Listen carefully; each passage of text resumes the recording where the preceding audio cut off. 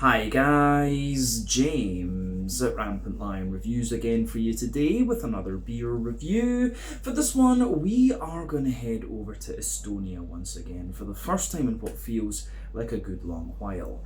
Now, we're going to return to a brewery that's featured on the channel many times before. These guys are a very well respected and very well established brewery in Estonia. You could say one of the real pioneers of the Estonian craft beer scene, and they're really respected across the European continent as well.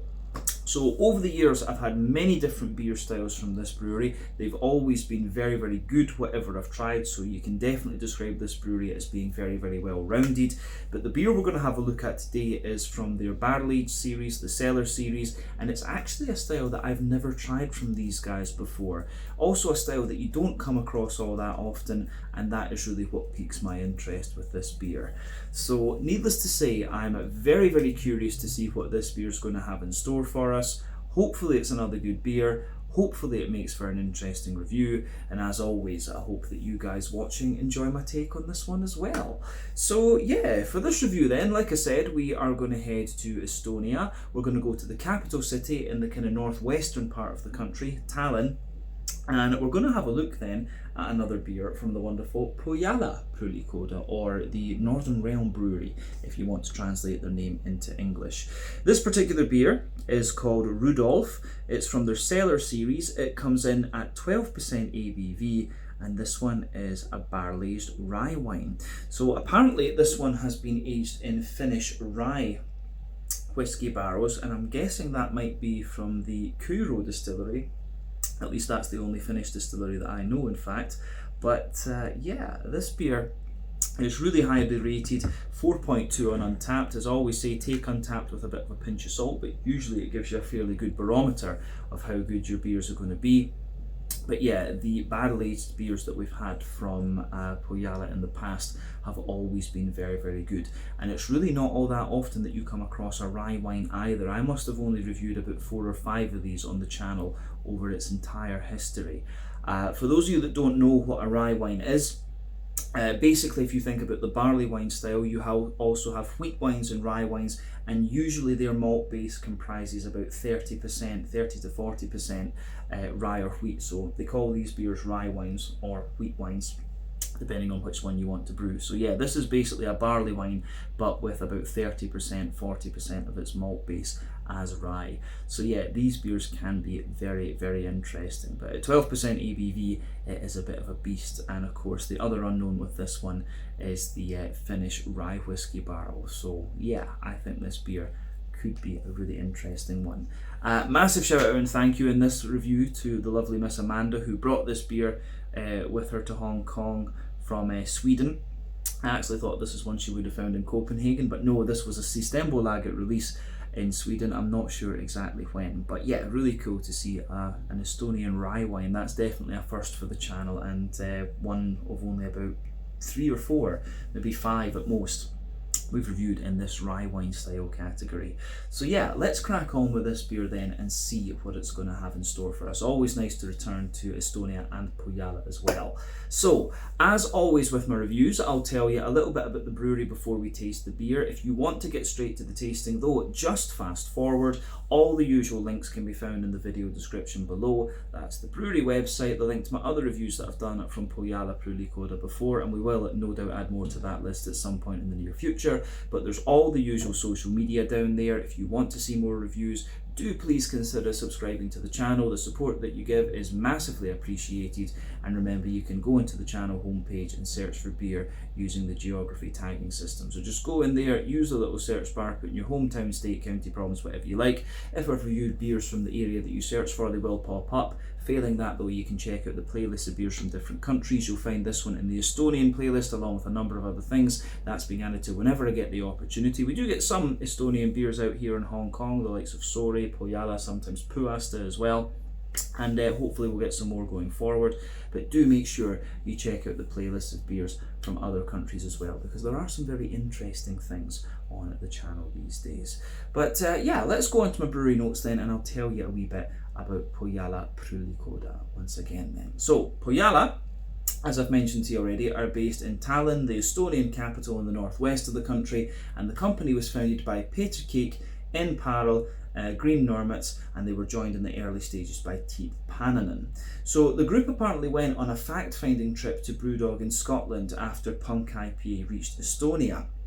And it was there that two of the founders who were actually interning at Brewdog encountered Chris Pilkington, who would go on to join them as their head brewer. He, of course, became a partner in the company. But Chris had actually graduated in marketing, but he was also an avid home brewer. And when the guys from Pohjala, or the original Pohjala founders, I should say, visited Brewdog, he was producing some really interesting beers on the kit, and it was that inspired them to invite him to join the Pohjala team. So the company was officially founded in 2012, and then from 2013 they began to gypsy brew at a few other breweries around Tallinn. They opened their own brewery though in May of 2014 in the Numa district in the south of the city, and this had an initial capacity of 12 hectolitres, but this was scaled up considerably over the years. They started exporting their beer in 2015, and of course these guys are now widely known throughout Europe and further afield. At this original brewery they had a tap room with about 24 taps, and since very, very early on, these guys have been exporting at least 2/3 of what they brew. And that's one of the kind of business models that really works for the Baltic breweries generally. I mean, these countries are very small in terms of population. Estonia is only about 1.3 million. So yeah, they can produce quite a big volume at quite low labour costs, and so they can export quite a lot and make a lot of money from it. That's a real winner when it comes to the Baltic beer scene. You're starting to see the same in Lithuania these days, and Latvia has been at it for quite a wee while too. But anyway, fast forward to 2018. Pohjala moved to a new brewery in the Noblessner shipyard in northern Tallinn, and this new brewery is equipped with a 50 hectolitre Rolex brew kit, and it's got an even bigger tap room and restaurant there which serves American barbecue. So Chris Pilkington left the company in 2023 to found his own brewery with his partner called Tulatorn, and he was replaced as head brewer by Martin Vatra, who had been working under Chris for about 4 years. The brewery is still going strong. They're still producing a lot of interesting beers, and as of November 2024, when I'm filming this review for you, these guys have produced 175 different kinds of beer according to Untappd. So yeah, that is everything I can really tell you about Pohjala for the moment. If you want to learn more about these guys, you can check out the brewery website. You can follow them on Facebook and Instagram to keep up to date with all the latest goings on, and you can check out the Rate Beer, Untappd and Beer Advocate pages to learn a little bit more about all of the different beers that these guys have done. But yeah, that's that. That is Põhjala Pruulikoda, one of the real kind of pioneers of the Estonian craft beer scene. I mean, if you want to get a foothold in the Estonian craft beer scene, try some Pohjala, some Puhasta as well. Tanker and Sori Brewing are one of the other ones. But yeah, there's some really good breweries. Ulenalt were always a very good one too, but they produce on a smaller scale these days, of course, from what I understand.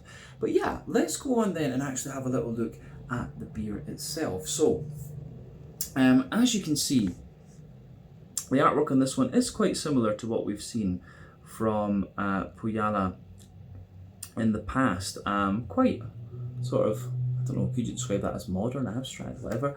But yeah, the name there, Pohjala, of course, as I explained earlier, translates into English as Northern Realm.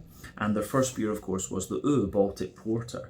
Very popular style, of course, in the Baltic countries. But you can see this one has a yellow wax top on it, which you'll always get from the Cellar series at Pohjala, and that is of course just to keep the oxygen out and let the beer age naturally and stop it going bad. But it tells you a little bit on the side here. It says Rudolf barrel aged rye wine, a massive rye wine aged in Finnish rye whiskey barrels. And as I say, I think that will be from the Kuro distillery, who are supposed to be very good. I'd love to try some of their whiskey. It says served between 12 and 16 degrees, and I think this one has been out of the fridge long enough to have reached roughly that temperature.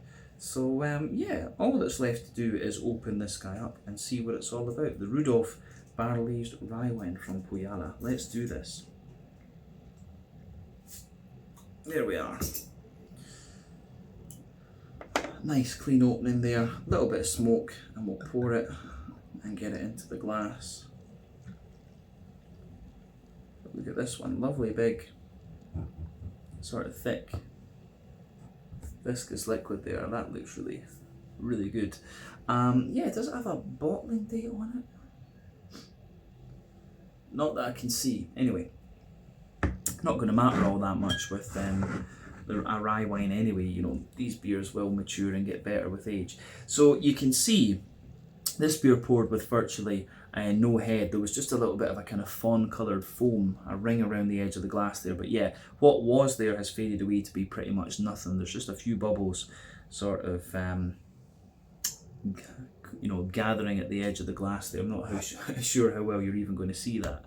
But yeah, you can just see it right there, a little bit of a fawn bubbly colour to this one. But you know, at 12% ABV, and when the beer is barrel aged, you're not going to expect all that much in the way of carbonation or head from these beers, I should say. But yeah, in terms of the colour of this one, if we shine the light through it, it's pretty much Coca-Cola, Pepsi coloured, you know, a sort of dark ebony, dark rosewood type colour. One or two bubbles sticking toward the side of the glass with this one, and yeah, you can see some bubbles just coming up toward the very edge of the glass there. But yeah, remember the colour of your beer depends on a few things. One, the type of the type of malts that you use. This goes a long way to determining your EBC rating. Two, length of your wort boil is going to play a role, because the longer you boil the wort, the more the sugars caramelise, and thus you get a darker colour of beer. Any barrel aging that you do or any adjuncts you put into the beer will affect the colour as well. And when it comes to the kind of brown beers like barley wines and things, that can play a bit of a role. I don't think the whiskey barrels in this will make too much of a difference to the colour, but yeah. The ways you can play with a barley wine, of course, you can do a double mash, and that'll give you a very big kind of thick sticky mouthfeel. You can do a longer wort boil, which will affect your colour and things like that as well. That'll give you these big kind of leathery brown sugary flavours. And you can of course do barrel aging, where you sacrifice a bit of the mouthfeel, but yeah, you get a lot of the infused kind of woody flavours out of these things. But yeah, the barley wine is a style, you know, going back to the base of the rye wine style. You get English barley wines and you get American barley wines. The English ones for me tend to be a little bit more kind of drier and toasty in their brown sugars, and a bit more kind of dry and fruity. The American barley wines tend to be a little bit more oily in their brown sugars and a bit sweeter in the fruity side of things. So as I say, the rye wine and the wheat wines are a kind of derivative of the, or an offshoot if you like, of the different barley wine styles. So I'm curious to see what direction this one goes in. But in terms of the what you would expect from the appearance of a rye wine, there's nothing too surprising about this. The last rye wine I had was actually from Tempest Brewery in Scotland. I think that was a collaboration, and it was a great beer, that. But this one does look very similar to that. Just going by the colour of it, I'm guessing that this one's probably had quite a long wort boil, but we'll be able to tell that when we actually taste the thing. So yeah, I think we've said everything we really need about the appearance and the technical aspects of the style and things. Let's have a little look at the aroma of this one and see what it's all about. I'm very curious about this. That smells really good, I have to say. Very, very nice. It's just got a really nice balance to it. I mean, you can smell the barrel in there. It's not overpowering. You actually have to take the aroma of this one in quite deeply to get all those different elements of the barrel coming out of it. But you can smell the rye whiskey in there as well. It just gives you the right amount of sweetness. But then yeah, on top of that, you've got the big bready character. You've got your brown sugars. You've got your nice fruitiness out of this one as well, and just a wee touch of hoppy character. Of course, you could age this beer for a while, and then the hoppy character is going to progressively drop out of it, of course. But yeah, everything I would expect from a rye wine is in here. So let's just break that aroma down then and describe it for you a wee bit more in depth. So yeah, for me, the backbone of this beer is, of course, that lovely European oak. European oak, as I've said in many videos before, is, you know, kind of smoother, but drier, I think, than American oak. So you can smell that lovely dry smoothness in there. There's a wee touch of vanilla in that, but then of course you can smell that nice rye whiskey. So Rye whiskey, I think, always has a little bit more kind of sweetness and almost a little bit of leatheriness as well. So you can really smell that mixing in with the woody character that this beer has. So on top of that, on top of the spirit, you start to get the actual malty character from the beer. Yeah, so the malty side of things for me, it starts off with a kind of nice rye bready bread crust, and of course you've got that big oily rye bread sitting on top of that. So yeah, nice big oily rye bready notes in there. On top of that, you've maybe got a wee bit of a kind of wholemeal brown bread, but I'm also getting the impression of an almost like brandy soaked fruit loaf, or maybe like a brandy soaked sponge cake or something like that. It's really interesting in that sense. So yeah, you've got this, it's almost like, yeah, brandy soaked raisin bread or something like that. The bready backbone of this beer is really interesting. You do get a little bit of nutty character out of it as well. And yeah, then you start to get all the brown sugary notes out of the beer. So for me, the brown sugar is potentially the most complex part of the beer. You can definitely smell some nice leathery notes to it, and usually that is a giveaway that your beer has had a longer wort boil. So yeah, there are some really nice leathery brown sugary notes in here. You've also got you've got a more kind of, what do we say, a little bit of honey. There's almost like a little bit of honey to this one as well. But yeah, you've got that big treacle molasses note in it. You've got some sweet caramel in there. The honey, it's almost got a little bit of a slightly heather honey type character to it as well, and I guess that'll maybe be from the combination of the brown sugars and the malts and the kind of slightly spicy character of the rye. So yeah, the beer almost does have a wee bit of a kind of heather honey sort of character to it. So yeah, leathery brown sugar, sort of toasty brown sugar, the treacle molasses type note, and yeah, just there's a little touch of like biscuit and things in there. The aroma of this one goes together really, really well. I think I really do like how this all goes together. Yeah, interesting stuff. Yeah, I really do like that in this beer. The malty side of this is really, really nice. At the back of the nose, you do get some of the yeasty characters out of this one, and as you'd expect, the yeasty side of this beer is very brown bready and rye bready sort of leaning. I don't know if there's too much else to say about that, to be honest. Yeah, it's quite as I say, a kind of rye bready, brown bready sort of leaning character that comes out of this one. And yeah, on the malty and yeasty side of things, I think we've said everything we really can. So yeah, let's have a little look at the hoppy and kind of fruity side of the beer. So yeah, your barley wines and rye wines and wheat wines actually do have quite a little bit of hop in them, but with this one being barrel aged, quite a bit of the green component will have started to kind of drop away from that. And then yeah, but you're still getting those remnants of that in here. I'm wondering if it'll be like Chinook and Cascade and stuff, the classic barley wine hops that will have been used in this. And Williamette was always quite good in barley wines as well. But yeah, you can smell that the hoppy character, the green component, is dropping out of this one a little bit, but some of it is still there. You've got a very slight earthiness to the beer, maybe a teeny little bit of woodiness and herbal character, but there's quite a bit of like floral aromaticity and things to this one. So yeah, lovely floral aromatic notes out of the beer, and yeah, good floral aromaticity, nice little bit of grassiness as well, and yeah, the way that all of that pieces together is quite nice. It gives the beer that little bit more complexity. So yeah, some of the green component is still there. Let's round off the aroma then with a wee look at the fruity side of things.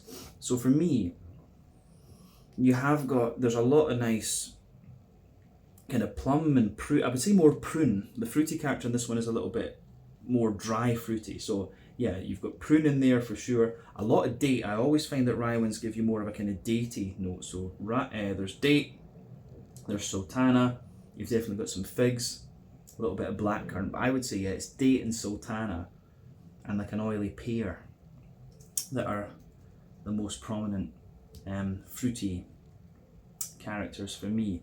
Yeah, aroma wise, I think this one is absolutely beautiful. I think this is going to be awesome.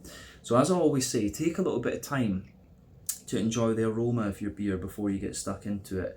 But I think it is about time that we taste this one and see what it's all about. I just want to make sure we're not wasting any, because this will be pretty good. Trying to remember what I think the last Pohjala that I reviewed was the kind of plum barley wine, and that was great.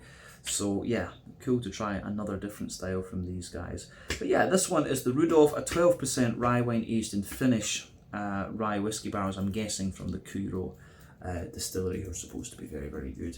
But yeah, let's get stuck into this one. Slange, skål, cheers, and as they say in Estonian, terviseks.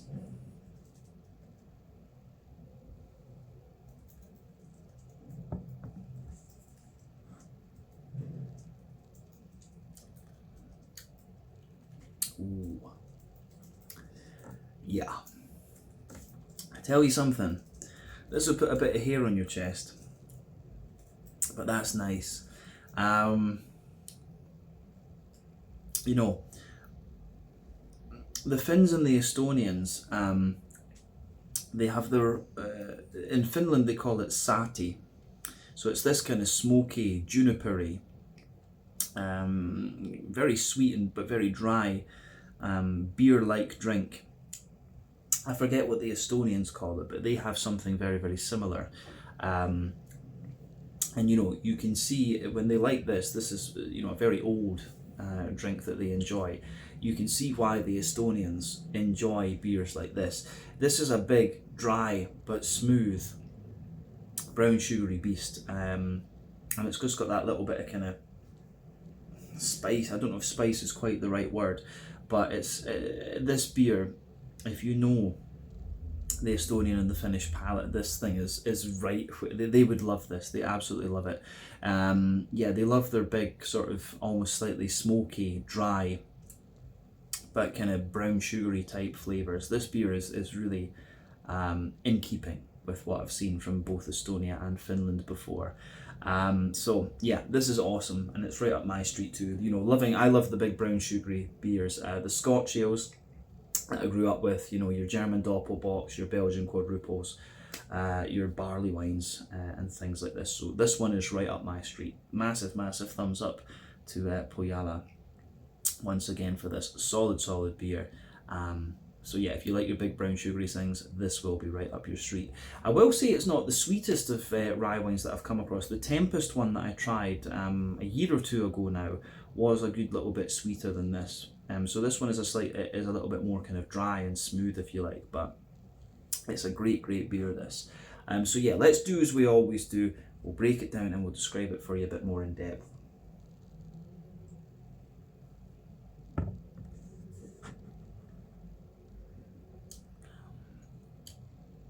You can feel in the flavour that this one is a little bit boozy, but it covers its alcohol down here quite well, and that's the interesting thing. I do wonder if that's maybe just because this is a style we don't get to drink all that often. It's a little bit more noticeable, but yeah. Let's go to the middle third of the palate then and just break the beer down. So you can feel the backbone of this beer. You've got that lovely, smooth but slightly drier European oak in there. So remember, sweeter flavours come out further forward on the palate, more dry and bitter flavours come out further back. So you can feel the smoother aspect of the wood further forward on your palate, but the drier aspect further back. So yeah, the backbone of your beer is that nice woody character.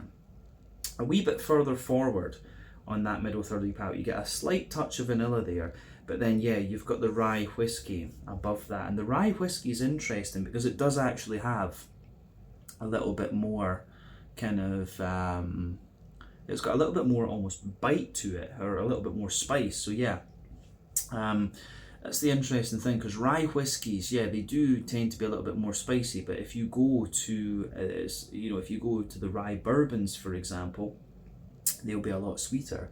But yeah, the spirit layer in this one does get sweeter into the aftertaste. It starts off with a little bit of spice, and then yeah, it kind of transitions to be a little bit more sort of sweet, I would say. But yeah, above the spirit layer, you start to get a really toasty, kind of brown bready. You get a really kind of toasty almost very slightly well fired bread crusty character out of this one. So that's quite obvious in here.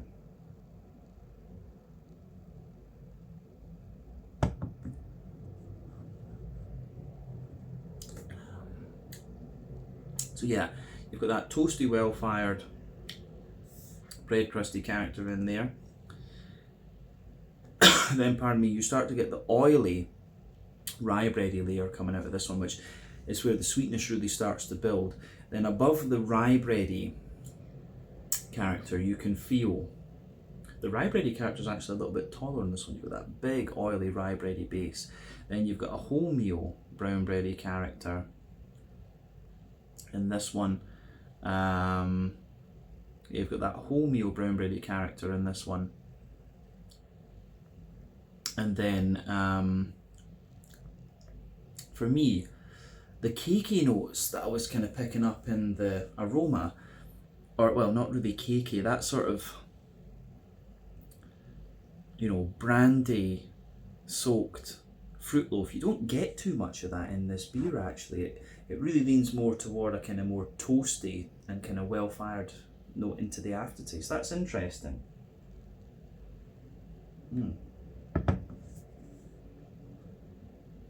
So yeah, in the beginning when you take the beer in, within the bready layers, you'll feel it's a little bit more kind of sweet, like raisin bread or something like that. But then yeah, as you go into the aftertaste, you feel it's more oily and rye bready, and then yeah, you've got the drier wholemeal brown bread above that, and the kind of fruitiness almost just from that almost brandy soaked bready character just kind of disappears a little bit. That's really interesting. It just gets drier and drier, and then the well-fired bread crust pushes its way out. So yeah, above the kind of wholemeal brown bready layer, you start to get the brown sugars. So for me, the base of the brown sugary layer is slightly more toasty and well-fired. Then above that, you get a more leathery kind of brown sugary character. But the leathery notes are not madly prominent. So yeah, the leathery, you've got that toasty, well-fired bread crusty note to it. You've got the more leathery side to it as well, but the leathery side is not overly prominent. But you've got this circle in the middle of your palate where you can feel the nice big, you've got that nice big sort of treacle molasses kind of base, and then in the very dead center you can feel that really slightly bitey, boozy note coming out of this one, but that's in the very dead center of your palate. It's just got that little bit of almost spicy character to it. So yeah, toasty, well-fired brown sugars, a more leathery brown sugary note above that. Then yeah, you've got your treacle, more of a kind of sweet caramel actually in that there. Then yeah, the really treacle molasses in the middle, and the more bitey alcohol boozy note in there. So yeah, the brown sugars kind of all kind of join there in the very center of your palate. So yeah, that describes the middle third of your palate in this beer. And I would say too that the more wholemeal brown bready layer, it shows you a little bit of nuttiness into the aftertaste. But yeah, that is the most complex part of the beer, that middle third of your palate. So we've covered that now. Let's go to the back third of your palate then. As I've often said, the back third of your palate will give you similar flavours to the middle third of your palate, just at different intensities. But yeah, the border region between middle and back third of your palate, you get that nice little bit of bready build up in there. You can feel the rye bread in the base and the wholemeal brown bread sitting on top of that, and a bit of the drier brown sugar above that too. But the base of that back third of your palate, yeah, it's the woody character, which is of course even drier there. You've got the kind of spirit layer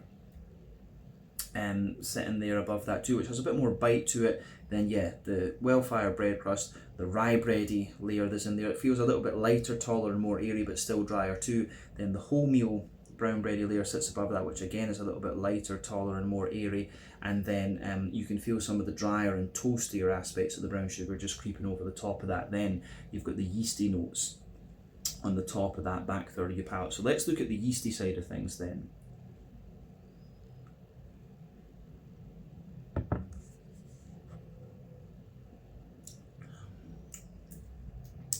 Yeah, the yeasty side of this beer, as you'd kind of expect, it's like a big oily rye bready character at its core. Then yeah, you can feel it's a more kind of dry rye bread around the edge, and then maybe a kind of toasty, bread crusty character. It's quite almost slightly well fired on that back third of your palate too. But yeah, definitely the back third of your palate, you can feel the flavour is taller. Then as you move further forward into the middle third of your tongue, it kind of condenses down and squashes together that little bit more.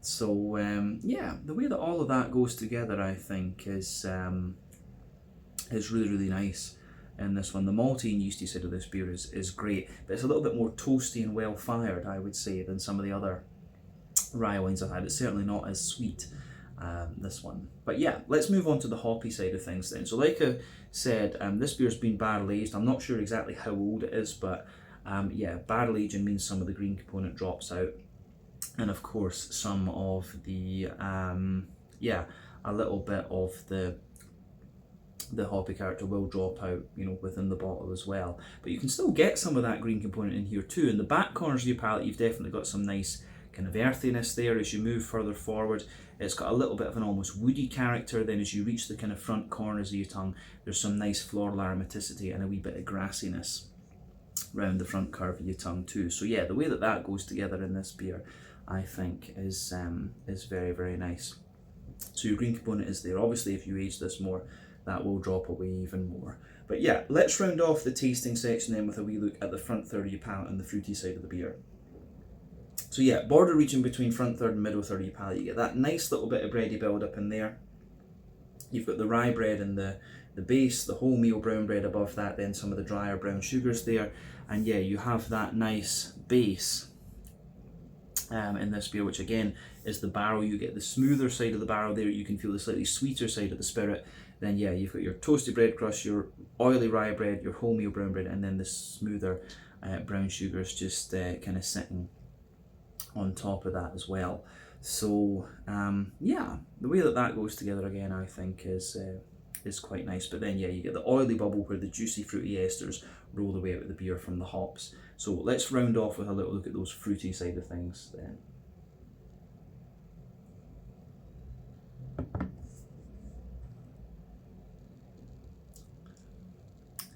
So yeah, fruity side of this beer, it's kind of as I described from the aroma. Like at the back of that front third of your palate, you really have a lot of like there's a lot of prune in there, so dried plums. As you go further down, there's a lot of date, and as you move further forward, the date kind of lingers there. It's almost got a slightly medicinal quality to it, this beer. So yeah, there's prunes in there, there's dates. As you move further forward, you can feel a little bit of sultana. There's an oily kind of figgy note in there, and then yeah, as you move into the front half of that, as you move into the front half of that front third of your palate, it's a lot more kind of black curranty, I would say. So yeah, the way that all of that goes together in this one, I think, is really, really nice. Yeah, the fruit in this one is really dry. I think black currant is the best way to describe it. So yeah, you've got your prunes, you've got your dates, you've got sultana, fig in the middle, and then yeah, at the very front is more kind of black curranty. And yeah, you have this little bit of almost kind of medicinally, phenol-y type character into the aftertaste too. So yeah, really interesting beer, this one. Definitely one of the drier kind of rye wines that I've had, but I think it's great. So yeah, let's round off the whole review then with a wee quick look at the mouthfeel. For me,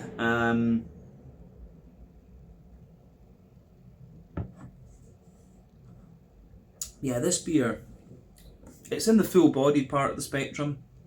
I'd say sort of mid-range full-bodied. The carbonation is very, very smooth. It's really quite clean, of course, as well. But yeah, you get a lot of dryness out of this one.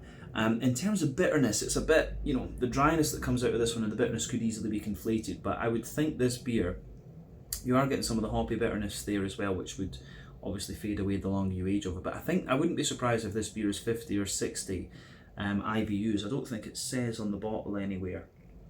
But yeah, 50 or 60 IBUs. The malt base, like we said, it's a bit kind of smooth and dry underneath, oily in the middle, and then you've got that drier sweetness on top. And then yeah, you've got that lovely oily but dry and sweet fruitiness coming out of the beer into the aftertaste too. But all in all, a really interesting beer, this one. Like I said, this is a style I don't get to try all that often, but I have enjoyed this one. You know, if you're a fan of the Finnish, Estonian satis, I forget what the Estonians call their version of sati, but yeah, if you're into these sort of things, you will certainly enjoy this. A big kind of dry, rye bready, brown sugary, almost very slightly smoky. This one, but I don't think smoky is an appropriate descriptor for the flavour of this one. In all honesty, toasty, well fired might be a good description. But yeah, really interesting beer, this one, and I'm glad that I got to try this. So yeah, this was the Rudolf, a 12% Finnish rye whiskey barrel aged rye wine from the wonderful Põhjala Pruulikoda, Northern Realm Brewery in English, from the Noblessner shipyard in Tallinn, Estonia. Once again, thank you for watching my beer reviews. Until the next time, please like, subscribe, share, all the usual YouTube stuff. Let me know your own thoughts on this beer in the comments section below. Let me know what your favourite beers are from Põhjala Pruulikoda as well. And we will return to these guys again at some point very soon. Probably the next time I see one of their beers here in Hong Kong. Till then, slange it, skål, cheers, tervisex, and I'll see you later. Ciao just now.